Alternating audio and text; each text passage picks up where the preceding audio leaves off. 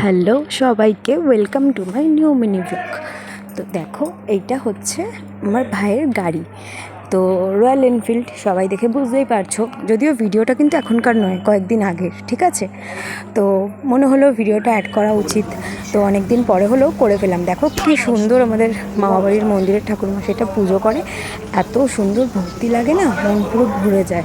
নারকেল ফাটিয়ে, পইতে ছুঁয়ে কী সুন্দর করে পুজো করে শান্তি জল দিয়ে। তো দিনটা খুবই মজার দিন ছিল। আমরা তারপরে ঠাকুরমশাইকে দিয়ে পুজো করিয়ে চলে গেছিলাম ভূতনাথের মন্দিরে পুজো দিতে। খুব আনন্দ হয়েছিল, অনেকজন মিলে গেছিলাম। আমি, দিদিমা, মাসি, মেসো, ভাই, গবলু, ঘন্টু, ছোটো মামি, সবাই মিলে গেছিলাম। খুব খুব খুব আনন্দ হয়েছিল।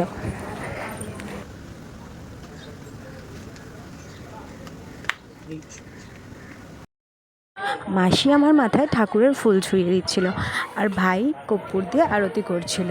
ওখানে গিয়ে আমরা খুব ভালো করে ভক্তি ভরে পুজো দিয়েছিলাম। দেখো গাড়িটাকে দেখতে কি সুন্দর লাগছে না, লাল হলুদের মালা পরে, আর ওদিকে জবার মালা পরে খুব সুন্দরভাবে সেজে উঠেছিল আমাদের রয়্যাল রাজা। তো আমি একটু এখানে বেশি দিদিগিরি দেখাচ্ছিলাম, যদিও আমি সেটা মাঝে মাঝেই দেখিয়ে থাকি।